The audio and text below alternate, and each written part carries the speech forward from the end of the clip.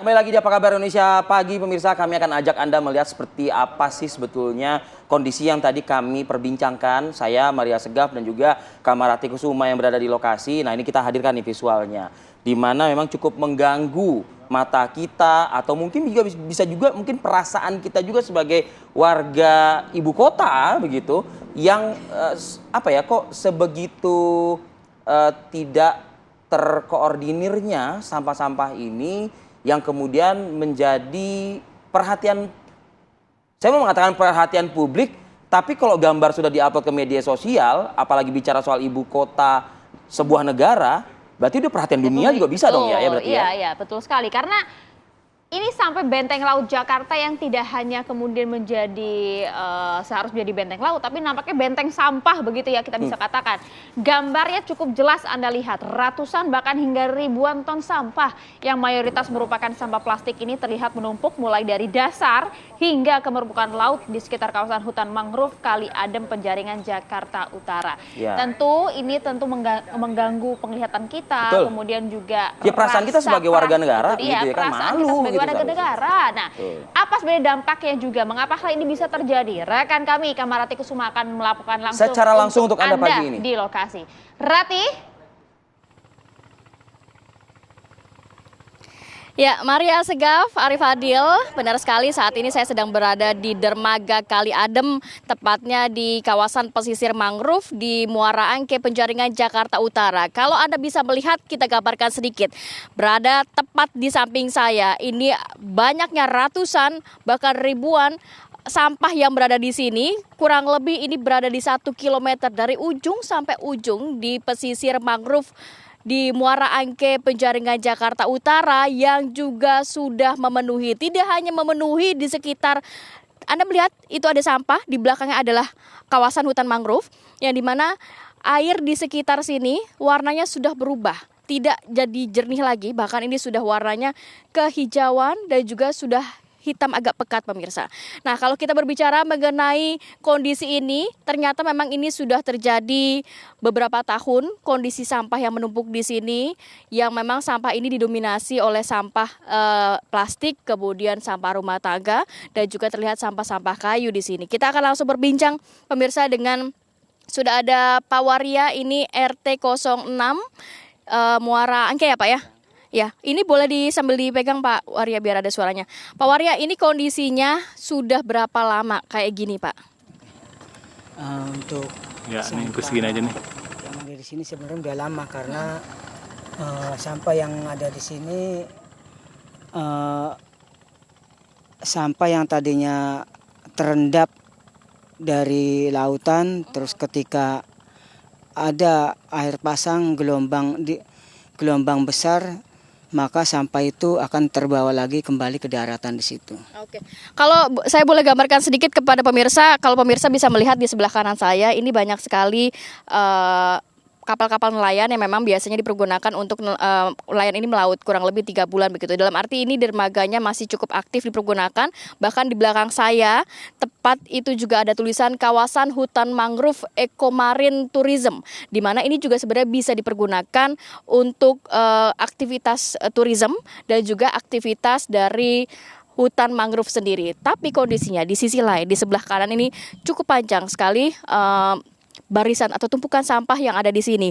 Pak Waria, boleh dijelaskan lagi Pak, sebenarnya kalau sampah-sampah ini, kalau yang Anda ketahui ini berasal dari mana sih? Apakah memang dari warga sekitar atau sampah ini benar terbawa dari Kali Angke dan juga dari lautan sehingga menumpuk semua di sini? Sebenarnya untuk warga akan ada juga untuk masalah sampah kita supaya bisa membuang pada tempatnya, terus bisa dimanfaatkan karena di Kampung Kerang Hijau itu mayoritas nelayan penghasil kerang, itu sampah plastik rumah tangga di sekitar itu bisa dimanfaatkan sebagai bahan bakar di situ untuk dijadikan api. Nah, untuk sampah yang ada di mangrove itu ya memang karena di sini merupakan muara, jadi aliran sungai itu ada yang sampah juga itu ada yang datangnya dari aliran sungai terus bermuara di sini, lama kelamaan sampah itu karena merupakan sampah itu sampah plastik terendap di dasar lautan. Karena plastik itu susah sekali untuk diuraikan.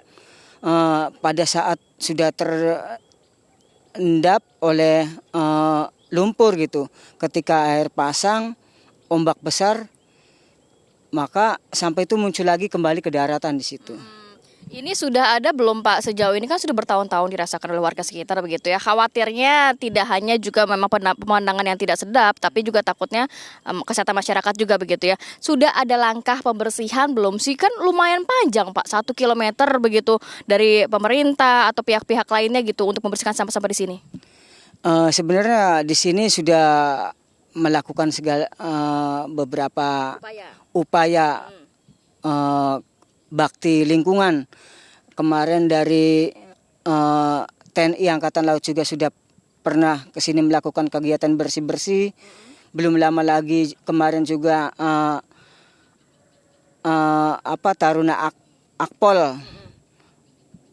alumni Taruna Akpol melakukan kegiatan bersih-bersih di sekitaran mangrove di sini.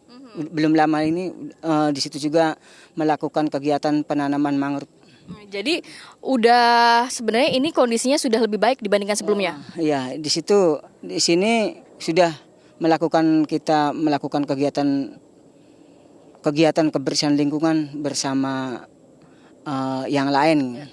Ini sudah lebih baik karena sampai itu terus air pasang ombak itu, jadi timbul lagi yang ada di daratan itu naik lagi. Oke, Pak RT, kalau berbicara sebenarnya apa sih yang paling diinginkan oleh warga setempat? Karena tadi saya juga melihat dari jalan, dari permukiman warga untuk menuju ke dermaga ini, pemirsa juga memang sebenarnya sampah juga sudah cukup banyak begitu di sekitar pemukiman warga. Iya, ya harapan saya gitu ya, supaya warga bisa peduli lagi terhadap lingkungannya, sampah-sampah bisa dikendalikan untuk pembuangan sampahnya itu lebih disiplin lagi di situ. Oke. Jadi memang sebenarnya beragam upaya sudah dilakukan juga pemirsa oleh berbagai pihak untuk menanggulangi permasalahan sampah yang ada di sekitar sini. Cuma kondisinya adalah di dermaga Kali Adem ini memang muara. Jadi dalam arti pertemuan antara pesisir mangrove dan juga area perairan, sehingga akhirnya sampah-sampah yang memang terbawa dari laut dan juga dari Kali Adem ini juga akhirnya menumpuk di sini, dari Kali Angke menumpuk di sekitar sini. Dan ini sudah cukup lama tadi kondisinya ya Pak, sudah bertahun-tahun, bahkan sampah-sampah ini sudah menjadi sebuah tumpukan yang agak sulit untuk dirapikan atau diambil kembali begitu ya. Kalau sejauh ini Pak, apakah untuk nelayan yang ingin beraktivitas atau warga juga sering mengeluhkan terkait adanya pencemaran limbah sampah yang ada di sini? Ya, untuk sampah nelayan, karena di sini akses keluar masuk para nelayan juga di sungai itu, ya ketika sampah itu keluar itu terkadang nelayan juga merasa kesulitan di situ, karena ketika nelayan keluar masuk itu mesin yang nelayan gunakan itu tersangkut oleh sampah di situ. Jadi terganggu juga mengenai aktivitas nelayan. Nah, kalau untuk warga sendiri, apakah mungkin merasa air yang digunakan sudah tercemar, dalam arti air tanah sekitar sini juga sudah tercemar limbah, tidak bersih lagi, atau mungkin bau-bau yang setiap hari mereka harus hadapi? Karena untuk air ini sebenarnya mah sudah ya memang agak kotor di situ. Jadi untuk mempergunakan air yang sekitar sini, memang masyarakat juga belum begitu dipakai untuk air sini, tetapi yang mereka gunakan untuk air yang mereka gunakan untuk itu bisa memanfaatkan air yang ada di beli terus sumur di situ ada. Baik, pemirsa, juga selain kita berbincang dengan Pak RT setempat memang yang sudah melihat kondisinya, juga sudah berbagai upaya dilakukan, kita juga akan berbincang dengan ini pemerhati lingkungan. Selamat pagi Pak RT, boleh bergeser dulu Pak RT sedikit. Ya. Bulin, sehat Bu? Assalamualaikum, sehat. Bulin boleh majuan sedikit. Bulin tadi saya sempat berbincang dengan Pak RT, memang kondisinya sudah bertahun-tahun Bulin. Kalau Bulin lihat sendiri ini kan sangat miris lah, mungkin kata yang paling tepat untuk disematkan begitu Bulin. Apa yang bisa menyebabkan hal ini terjadi sebenarnya? Ya, jadi ini sangat disorot ya sekarang isu-isu ini, tapi sebenarnya ini terjadi sepanjang tahun ya, dan ini sudah terjadi bertahun-tahun bahwa polusi laut ini disebabkan beberapa faktor dan 3 yang utama. Sebutannya polusi laut ya Bu ya? Polusi laut, iya, karena terjadi di sekitar wilayah perairan ya, coastal area. Jadi ya, kita di UI melakukan penelitian bahwa faktor utama penyebab polusi laut ini ada 3 yang utama. Yang pertama itu adalah polusi dari darat, jadi penggunaan plastik misalnya yang menyebabkan polusi sampah plastik dan dialirkan ke sungai dan dialirkan ke muara dan bahkan dialirkan ke laut dan nanti balik lagi ke laut. Itu yang pertama, itu dari polusi darat. Dan yang kedua, polusi dari wilayah perairan itu sendiri. Jadi kan ada sekitar sini begitu ya? Ya, ada pembangunan di sekitar perairan, di sekitar pantai, baik itu perumahan ya, kita lihat ada perumahan liar dan kumuh juga yang memang tanda kutipnya perlu ditata oleh pemerintah setempat, dan juga kegiatan nelayan ya yang terjadi di kawasan perairan ini. Dan yang ketiga yang tidak kalah penting adalah kiriman dari luar.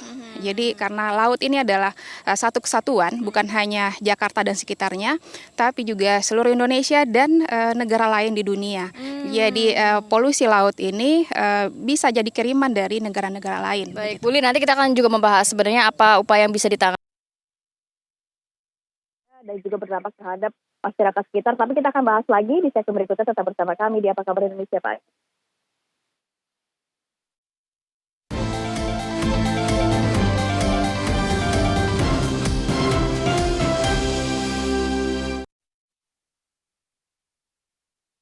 Bar Cheese Delight dengan multigrain dan keju cheddar berkualitas.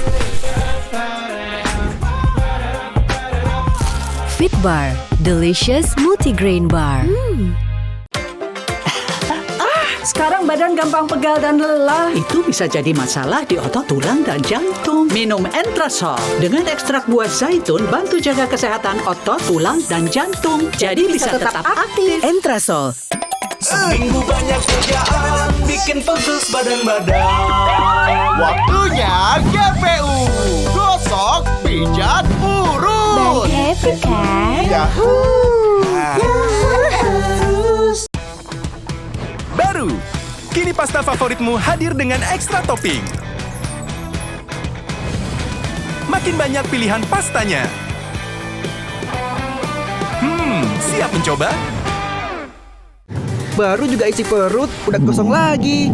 Dikit-dikit lapar, dikit-dikit lapar. Perasaan udah makan, kok masih dikit-dikit lapar, dikit-dikit lapar. Barusan jajan, tapi masih lapar. Dikit-dikit lapar. umur-umur segini emang dikit-dikit lapar. Sari Gandum dengan gandum utuh dan krim coklat lezat bikin kenyang lebih lama. Dikit-dikit Roma Sari Gandum. Seenak itu, sekenyang itu. Inovasi baru dari Hotin. Hotin Go. Oles, go. Roll on, go. Pijat, go. Nggak sentuh langsung, nggak bikin tangan panas. Hotin Go. Hotnya in, langsung go. Luka, memar di kulit. Sakit. Pegalinu nyeri sendi, butuh dipijit. Sakit. Gak usah ngeluh kalau sakit. Pakai Herba Wahid. Herba Wahid, minyak herbal berkhasiat. Herba Wahid, minyak gosok, urut dan pijit. Wahid. Yah, nggak jadi makan di luar deh. Nggak bisa belanja juga. Masak aja yuk. Dimasak apa ya, Bu? Dibangunin aja. Hanya dengan sentuhan bango yang terbuat dari malika dan bahan alami berkualitas.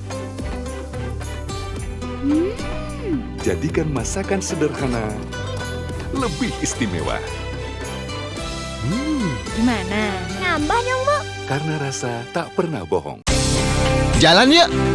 Usia nambah, gerak susah ya. Kesehatan sendi harus diperhatikan. Rajin gerak badan tak berlebihan. Bila perlu, minum Wellmove. Diproduksi dengan teknologi modern, higienis, dan halal. Wellmove, bergerak itu nikmat. Untuk membantu atasi capek, pegal, dan nyeri otot, pakai Hotin Cream. Kalau untuk meredakan nyeri sendi, rematik dan keseleo, nah, itu pakai Hotin DCL baru. Bahan aktif DCL-nya efektif mengobati rematik, linu, dan nyeri sendi. hotnya Hotin banget deh. Duh, trik banget. Flek daun kusam. Tenang, kan ada Glow & Lovely UV Duo. Serum vitamin C samarkan flek dan mencerahkan. SPF 35 lindungi dari matahari. Wah, jadi glowing. Cerah glowing dengan Glow & Lovely UV Duo. Baru, Indomie Ramen Series otentik Jepang. Ada Indomie Tori Miso, paduan kuah kental gurih dan aromanya bikin nagih. Ada juga Indomie Takoyaki dan shoyu. Indomie Ramen Series, nikmat otentiknya memuaskan. Bergerak aktif di cuaca panas, membuat kulit kepala keringetan, gatal, dan ketombe. Kita butuh kesegaran. Clear Ice Cool Menthol. Dengan teknologi anti ketombe terbaik. Merasa kelapisan terdalam kulit kepala 3 kali bersih total. Sikat habis ketombe basah, minyak, dan gatal. Untuk kesegaran yang mengguncang dunia. 3 kali bersih total. Clear. Sikat habis. Ketika sakit, tubuh butuh waktu hingga 6 bulan untuk pulih. Minum Ensure Go dengan HMB dan triple protein dukung kekuatan dan bantu jaga daya tahan tubuh lebih cepat agar hidup makin berkualitas. Minum 2 kali sehari. Lifebuoy tidak hanya melindungi dari kuman berbahaya. Bersama Halodoc, Lifebuoy berikan konsultasi dokter gratis kapan saja di mana saja. Dapatkan perlindungan dari kuman dan konsultasi dokter gratis dari Lifebuoy. Lihat caranya di kemasan. Kopiko ekstra besar. Ini lebih mantap kopinya. Enaknya, gak habis-habis, gak habis-habis, gak habis-habis. Kopiko. Rahasia kecantikanku, Lux Botanicals Body Wash. Keharuman tahan lama 12 jam, membuat tubuhku tetap wangi seharian.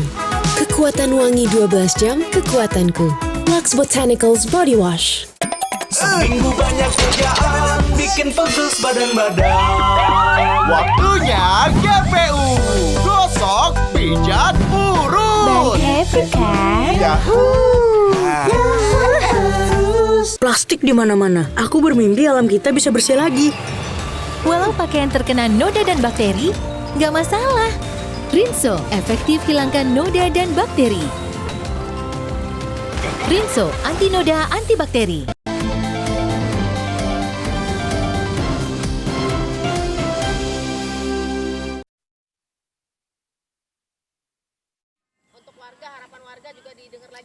Ya, kembali lagi di Apa Kabar Indonesia Pagi pemirsa. Kita juga akan menyoroti tumpukan sampah yang berada di sekitar dermaga Kali Adem, Muara Angke, Penjaringan Jakarta Utara yang ternyata kondisinya sudah bertahun-tahun di sini.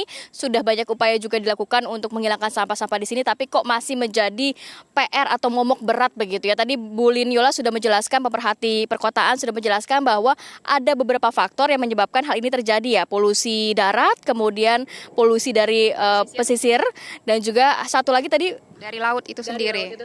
Ya. Nah, kondisinya saat ini Bulin, kalau Bulin melihat untuk kondisi yang di sekitar dermaga Kali Adem ini, apa yang menjadi faktor utamanya? Faktor utama tadi ya itu ya dari darat, karena 80% dari semua sampah ini itu berasal dari 13 sungai yang ada di sekitar Jabodetabek. Jadi masyarakat yang berada di sekitar pinggiran kali ya, baik itu yang legal ataupun ilegal, karena tidak ada tempat pembuangan sampah yang tanda kutipnya benar, jadi itu buang sampahnya ke sungai dan ini dialirkan ke muara dan laut begitu. Jadi 80% dari semua sampah itu adalah dari sungai, dan sekitar 50-70% dari sampah tersebut itu adalah sampah plastik dan styrofoam.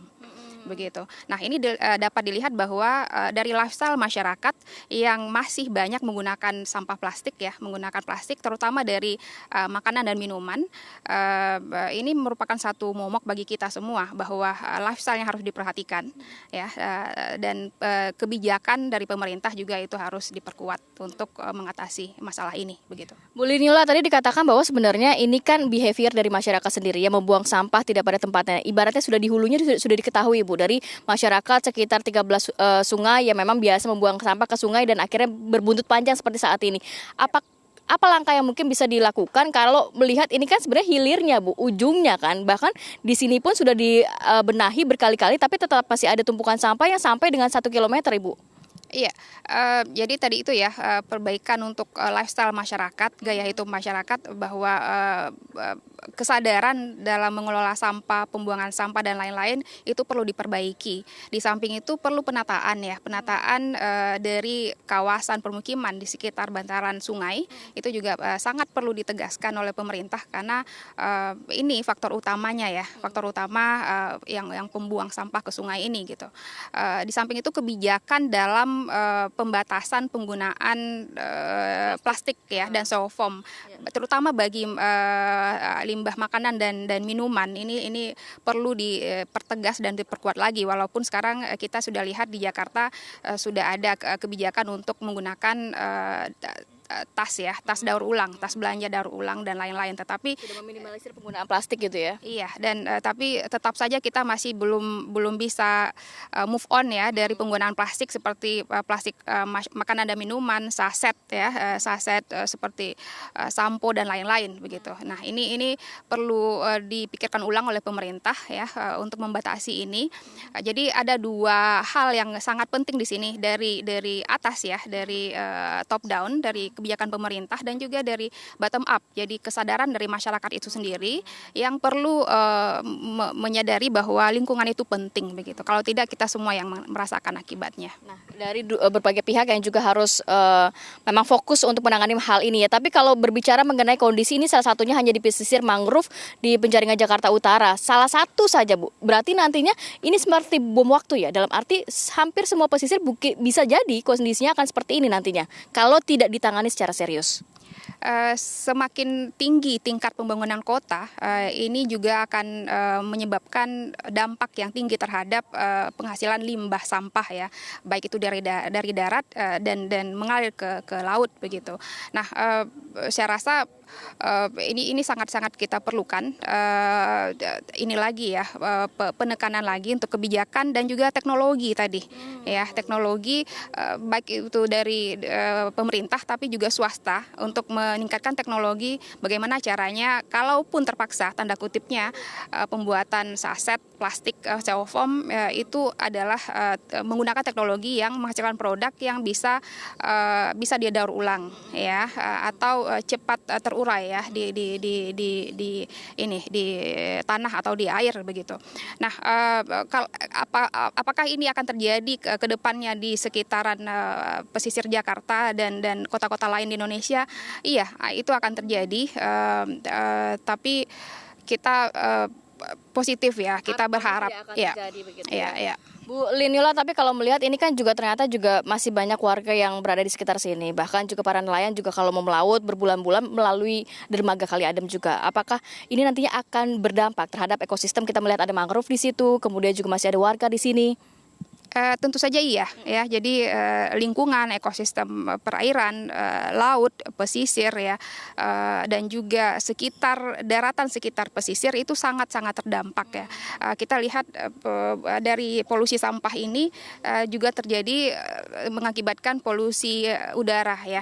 Di kita sini sangat-sangat amis dan bau ya, karena polusi sampah ini, belum lagi akses terhadap air bersih ya, karena ini sangat mempengaruhi kualitas air tanah ya, yang tanda kutipnya masih menjadi salah satu sumber utama air bersih masyarakat Jakarta begitu. Jadi ini sangat mempengaruhi, tetapi menurut penelitian kami di KPP malah masyarakat pesisir nih, sekitaran pesisir, tanda kutip imunnya itu sangat tinggi. Oh gitu. Iya, sangat tinggi. Jadi agak lebih kebal dibandingkan yang lainnya begitu. Iya, mungkin ada akses dari radiasi matahari juga yang mereka selalu berjemur ya dan lain-lain, tapi tetap lingkungan yang tidak bersih seperti sanitasi ya dan lain-lain itu sangat mempengaruhi kesehatan masyarakat di sini. Oke. Bu, kalau melihat kondisi saat ini lebih duluan hutan mangrove-nya atau memang sampahnya, dalam arti hutan mangrove ini untuk menghindari sampah masuk ke pemukiman atau bagaimana sih?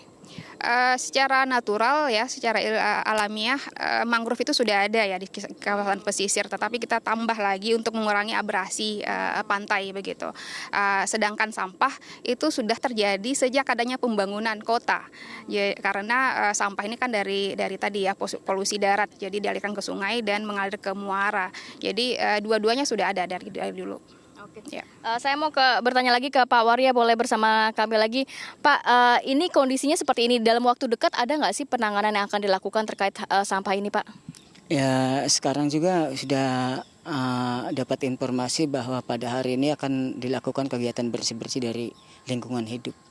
Udah datang dari personil untuk melakukan kegiatan bersih-bersih di sini. Bersih-bersihnya nanti dari mana sampai mana atau seluruh pesisir hutan mangrove ini akan dilakukan bersih-bersih? Ya, mungkin di sekitaran sini karena menurut informasi yang tadi saya dapat itu akan melakukan kegiatan kebersihan mungkin di sekitaran laut dan juga di sekitaran mangrove di situ. Oke, baik. Terima kasih Pak Warya.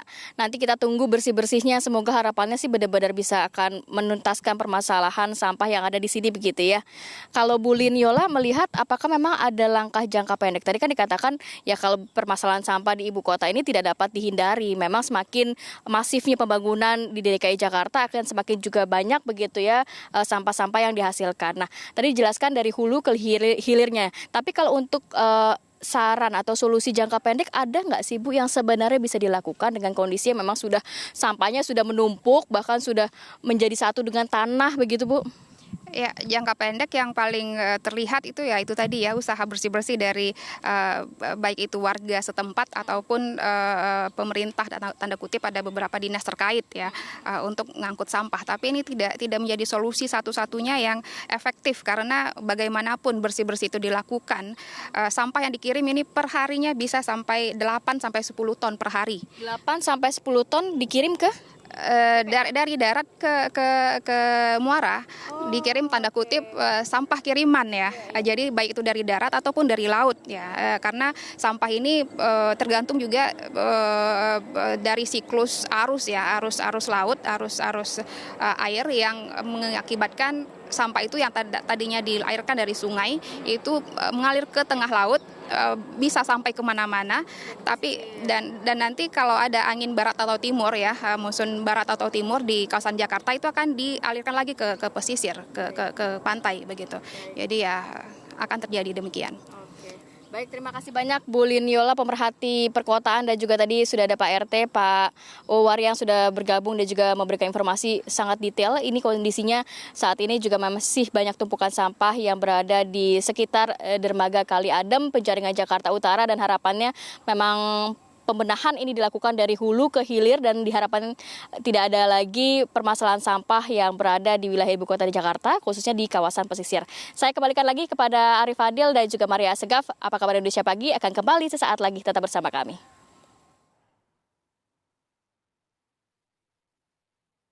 Iya, Samarati Kusuma, terima kasih laporan langsung Anda dari kawasan Penjaringan ya, Jakarta Utara. Kita sudah lihat tadi potretnya seperti itu. Saya jadi berpikir apakah selama ini yang dicitrakan berarti hanya kosmetik belaka begitu ya. Dalam artian untuk wilayah pemukiman yang elit bersih sekali. Untuk destinasi wisata bersama keluarga bersih sekali. Tidak jauh Tapi dari di antara pemukiman elit dan destinasi wisata kotor sekali. Nah, tapi yang miris tadi Kak Marati sampaikan bahwa hutan mangrove ini justru juga wisata. Itu dia. Yang juga kemudian dijadikan lokasi wisata, namun ada tumpukan sampah. Tumpukan sampahnya lebih menggunung di sana ya.